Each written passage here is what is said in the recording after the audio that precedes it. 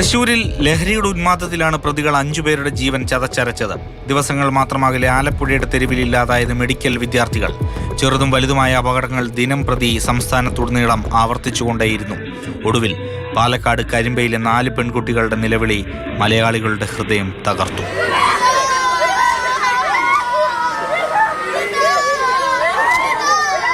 നിരത്തുകളിൽ മനുഷ്യജീവൻ ചതച്ചരയ്ക്കപ്പെടുമ്പോൾ പരിശോധന നടത്തേണ്ട മോട്ടോർ വാഹന വകുപ്പ് ആൾക്ഷാമം മൂലം നട്ടം തിരിയുകയാണ്. പഞ്ചറായ വണ്ടിയിൽ ഇഴഞ്ഞും കിതച്ചുമൊക്കെയാണ് മോട്ടോർ വാഹന വകുപ്പിന്റെ ഓട്ടം. അതിനിടയിലാണ് എൻഫോഴ്സ്മെന്റ് വിഭാഗത്തിലെ ഉദ്യോഗസ്ഥരെ മറ്റ് ചുമതലകളിലേക്ക് മാറ്റിക്കൊണ്ടുള്ള ഈ ഉത്തരവ്. എൻഫോഴ്സ്മെന്റ് സ്ക്വാഡിലെ 37 ജീവനക്കാരെയാണ് മറ്റ് ജോലിക്ക് വേണ്ടി മാറ്റിയിരിക്കുന്നത്. വാഹനങ്ങളുടെ ഫിറ്റ്നസ് പരിശോധനയ്ക്കും ടെസ്റ്റിനും കെട്ടിക്കിടക്കുന്ന ഫയലുകൾ തീർപ്പാക്കാനും വേണ്ടിയാണ് 3 മാസത്തേക്കുള്ള ചുമതല മാറ്റം. ഡ്രൈവിംഗ് ടെസ്റ്റിനും വാഹനങ്ങളുടെ ഫിറ്റ്നസ് പരിശോധന പൂർത്തിയാക്കാനും 1 മാസത്തിൽ കൂടുതൽ കാത്തിരിപ്പ് പാടില്ലെന്നും ഉത്തരവിലുണ്ട്. അവിടെയും പ്രതിസന്ധിയാണെന്ന് വ്യക്തം. ഇനി മാസങ്ങൾക്ക് മുൻപ് ഗതാഗത കമ്മീഷണറായിരുന്ന എസ് ശ്രീജിത്ത് ഗതാഗത സെക്രട്ടറിക്ക് നൽകിയ ഈ റിപ്പോർട്ട് കൂടി കാണുക. വകുപ്പിൽ 680 ഉദ്യോഗസ്ഥരുടെ പരിമിതിയുണ്ടെന്നും 708 പുതിയ തസ്തിക സൃഷ്ടിക്കണമെന്നും ആവശ്യപ്പെട്ടിട്ട് നാളേറെയായി.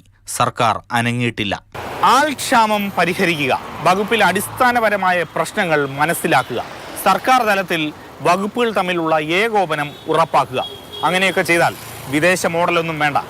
ഡ്രൈവിംഗ് സംസ്കാരത്തിൻ്റെ നല്ല കേരള മോഡൽ സാധ്യമാണ്. AK Stephen, Mathrubhumi news, Thiruvananthapuram.